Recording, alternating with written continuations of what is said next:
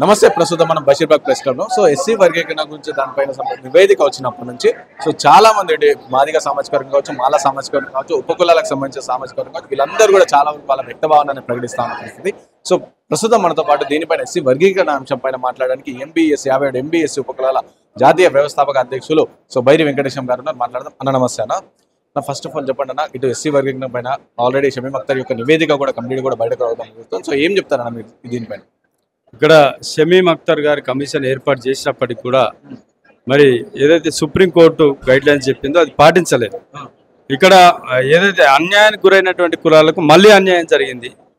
వర్గీకరణ పేరుతోటి మరొకసారి ఈ 57 కులాలను ద్రోహం చేసిరు అనేటువంటి విషయంగా ఇలా మేము చెప్పదలుచుకున్నాం.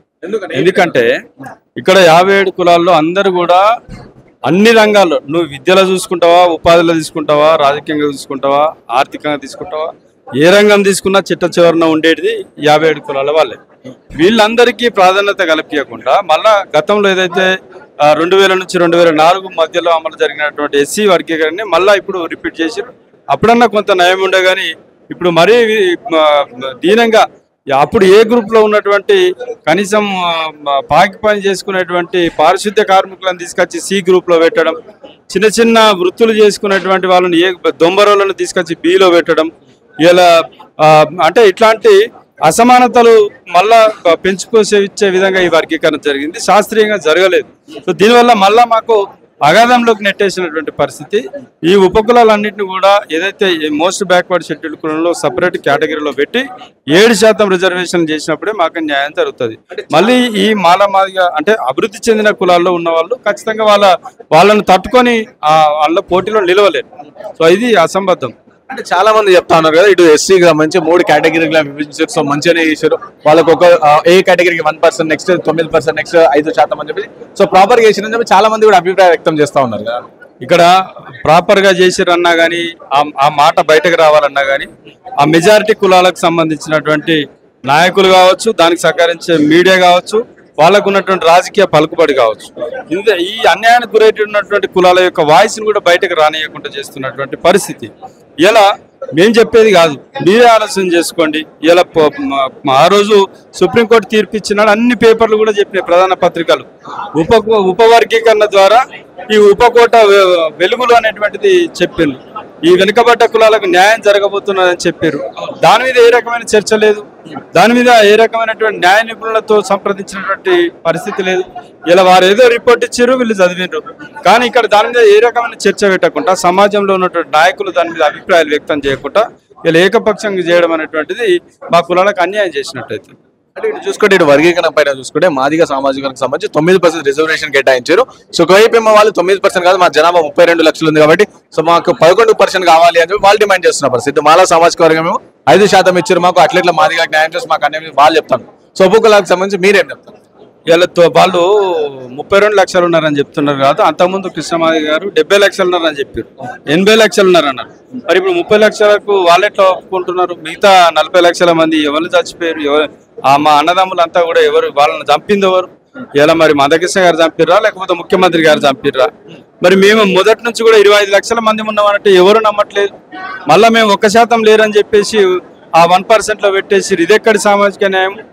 కాబట్టి ఇవన్నీ కూడా వీటి మీద చర్చ చేయకుండా మా కులాలకు సంబంధించిన అన్యాయాన్ని వాళ్ళు దృష్టిలో పెట్టుకోకుండా ఇలా మళ్ళీ మొదటికి తీసుకొచ్చి ఈ వర్గీకరణ సమస్యను మళ్ళా మా కులాల్లో ఉన్నటువంటి అన్యాయానికి గురైనటువంటి కులాలు మళ్ళీ మాదిగలతోటి కొట్లాడాలి. మళ్ళా మాలల గ్రూప్ లో ఉన్నటువంటి ఉప కులాలందరూ కూడా మాలలతో పోరాటం చేయాలి. రేపు వాళ్ళు కూడా వర్గీకరణ చేయాలని కొట్లాడాలి. ఇవన్నీ కూడా మళ్ళీ ఈ సమస్య మొదటికి తీసుకొచ్చేటువంటి ప్రయత్నం అయితే జరిగే విధంగా ఈ వర్గీకరణ చేశారనేది మేము భావిస్తున్నాం. ఇంకోటి, ఈ వర్గీకరణకు సంబంధించి కొన్ని ఏబిసి సెక్షన్స్ అని చెప్పి అండ్ చాలా వరకు ప్రధానంగా వినిపిస్తున్న ఉపకుల అంటే చాలా వెనుకబడ్డ కులాలకు సంబంధించి క్యాస్ట్ సర్టిఫికేట్స్ కూడా రావట్లేదు అని చెప్పి. ఈ వర్గీకరణ వల్ల ఇప్పుడు ఏబిసి ఏదైతే చేసి దాని వల్ల కూడా వాళ్ళకి ఏమైనా క్యాస్ట్ సర్టిఫికేట్స్ కానీ అట్లా ఏమైనా లబ్ధి పొందే అవకాశం ఉందంటారా? ఇప్పుడు ప్రభుత్వం చిత్తశుద్ధి ఉంటే వెనుకబడ్డ వాళ్లకు న్యాయం చేయాలనుకున్నప్పుడు ఏదైనా చేయొచ్చు. మేము మొదటి నుంచి కూడా డిమాండ్ చేస్తున్నాం, మా వెనుకబడ్డ కులాలన్నింటినీ కూడా ఒక గ్రూప్లో పెట్టండి. మేము ఇప్పటి వరకు కోల్పోయినటువంటి రిజర్వేషన్ల శాతం ఏదైతే ఉందో 7% రిజర్వేషన్లు ఇవ్వమంటున్నాం. మీరు ఎన్ని చెప్పినా ఈ మాలమాదిగ గ్రూప్లో ఉంటే ఈ కులాలన్నీ కూడా అభివృద్ధి చెందే పరిస్థితి లేదు. మమ్మల్ని ఫస్ట్ మాకు ఆ కేటగిరీలో ఇలా చట్టం చేయలేదు కాబట్టి ఇప్పటికైనా చేయండి, అవకాశం ఉన్నది. ఇప్పటికైనా కానీ మమ్మల్ని ఒక గ్రూప్ లో పెట్టండి, లేదా మాలో ఏబీ గ్రూపులు చేయండి. అంతేగాని మాలమాదిగ కులాలతో కలపద్దని మేము విజ్ఞప్తి చేస్తున్నాం. మాకు ఏదైతే కుల ధృవీకరణ పత్రాల సమస్య ఉన్నదో అది వెంటనే పరిష్కారం చేయాలి. అది కూడా పెద్ద సమస్యనే అండి. అది మీకేమైనా వేల కోట్ల రూపాయలు ఖర్చు అయ్యిందా? దానికి ఏమన్నా మా కులం సర్టిఫికేట్ మాకు ఏమన్నా ఇది మేము కొట్లాడాలా? మా గురించి దీని గురించి అసెంబ్లీలో మరి చర్చించాలన్నా? ఎవరు చర్చించాలి? మా గురించి నాయకులు ఉన్నారా అసెంబ్లీలో మాట్లాడడానికి? ఆర్డీఓ నుంచి కలెక్టర్ నుంచి తీసుకోవడం ఏంటండి మా కులాలు? ఇలా మీరు ఎంఆర్ఓ ద్వారా తీసుకుంటారు, స్థానికంగా ఉండి ఇట్లా పోయి అట్లా తీసుకొస్తారు, మేము నెలలక మనం తిరగాలనా? ఇది ఎక్కడి సామాజిక న్యాయం? ఇలా మా కార్పొరేషన్ ఏర్పాటు చేస్తామని మీరే అన్నారు. ఇలా మేము ఉమ్మడి కార్పొరేషన్ ద్వారా మా వాళ్ళకు కూడా లబ్ధి జరగలేదు. గతంలో 3 ఎకరాల భూ పంపిణీ జరిగితే ఓలకొక గుంట జాగ రాలేదు, ఓలకొక దళిత బంధు పథకంలో ఒక్కరికి దక్కలేదు. ఇవన్నీ కళ్ళ ముందట ఉన్నాయి కదా. ఇవన్నీ ఉండగా కూడా మళ్ళీ మీరు చెప్పిందే మీరు చేస్తూ మాకు గొంతు లేకుండా నొక్కితే ఇలా మేము ఎటు పోవాలి? సో కాబట్టి మేము కూడా ఇలా మీరు 2011 లెక్కలు తీసుకున్నారు, వాస్తవ జనాభా ఇలా మీరు తీసుకుంటే కులగణన లెక్కలు తీయండి. ఇప్పటి వరకు మొన్న చేసారు కదా, అందరి సామాజిక నేపథ్యం ఏ రకంగా ఉందో తెలుసుకున్నారు కదా, ఆ లెక్కలు బయట పెట్టండి. దాని ప్రకారంగా మాకు వర్గీకరణ చేయండి. అది చెప్పకుండా మీరు మళ్ళీ వెనుకబడ్డ వర్గాలకు అన్యాయం చేయాలని చూస్తే మాత్రం ఖచ్చితంగా మా నుంచి పోరాటం అనేటువంటిది జరగబోతూ ఉంటుంది. ఈ వర్గీకరణలో మళ్ళా వర్గీకరణ కోసం పోరాటం చేసే విధంగా నాయకులు ప్రవర్తిస్తున్నారు. అది జరగద్దనే కదా ఎస్సీ వర్గీకరణ చేసింది. పేదలను ఒక గ్రూప్ చేయమన్నారు, బాగా అన్ని అనుభవించిన వాళ్ళు ఒక గ్రూప్ చేయమన్నారు. ఇది చేయకుండా మళ్ళీ కులాల వారిగా జనాభా వారిగా మా జనాభా ఎంతున్నదంటే మీ రాజకీయ ఓట్ల కోసం ఇలా వర్గీకరణ చేస్తే బలైపోయేది మేమా? 57 కులాలను బలి చేయదలుచుకున్నారా? ఇలా దీని గురించి సామాజిక న్యాయం అని చెప్పేటువంటి మందకృష్ణ మాది గారు మాట్లాడాలి, లేకపోతే ఈ బీసీ నాయకులు, లేకపోతే మొన్నటి చెప్తున్నటువంటి ప్రొఫెసర్లు వీళ్ళందరూ కూడా మాట్లాడాలి. ఇలా ఏదైతే ప్రొఫెసర్ అరగోపాల్ గారు చెప్పిండ్రు, కోదండ రామ్ గారు చెప్పిండ్రు, నాగేశ్వర్ గారు చెప్పిండ్రు, కాసిం గారు చెప్పిండ్రు, వీళ్ళంతా మాట్లాడాలి. ఇప్పుడు వీళ్ళకి జరిగిన అన్యాయం మీద మీరు కూడా గొంతెత్తాలి. ఇది చేయకుండా మీరు మళ్ళా మీకు నచ్చినట్టు చేసుకోవడం, ఇదంతా కూడా మళ్ళా తెల్లారులేసి సామాజిక న్యాయం అని మాట్లాడడం అనేటువంటి ద్రోహం. Thank you.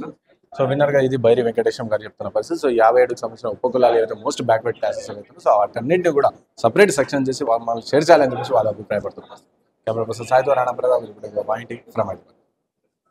రిజర్వేషన్ల శాతం ఏదైతే ఉందో 7% రిజర్వేషన్లు ఇవ్వమంటున్నాం. మీరు ఎన్ని చెప్పినా ఈ మాలమాదిగ గ్రూప్ లో ఉంటే ఈ కులాలన్నీ కూడా వెనుక అభివృద్ధి చెందే పరిస్థితి లేదు. సో మమ్మల్ని ఫస్ట్ మాకు ఆ కేటగిరీలో ఇలా చట్టం చేయలేదు కాబట్టి ఇప్పటికైనా చేయండి, ఆ అవకాశం ఉన్నది. ఇప్పటికైనా కానీ మమ్మల్ని ఒక గ్రూప్ లో పెట్టండి, లేదా మాలో ఏబీ గ్రూపులు చేయండి. అంతేగాని మాలమాదిగ కులాలతో కలపద్దని మేము విజ్ఞప్తి చేస్తున్నాం.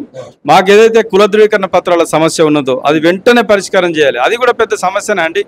అది మీకేమైనా వేల కోట్ల రూపాయలు ఖర్చు అయ్యిందా? దానికి ఏమన్నా మా కులం సర్టిఫికేట్ మాకు ఏమన్నా ఇది మేము కొట్లాడాలా? మా గురించి దీని గురించి అసెంబ్లీలో మరి చర్చించాలన్నా? ఎవరు చర్చించాలి? మా గురించి నాయకులు ఉన్నారా అసెంబ్లీలో మాట్లాడడానికి?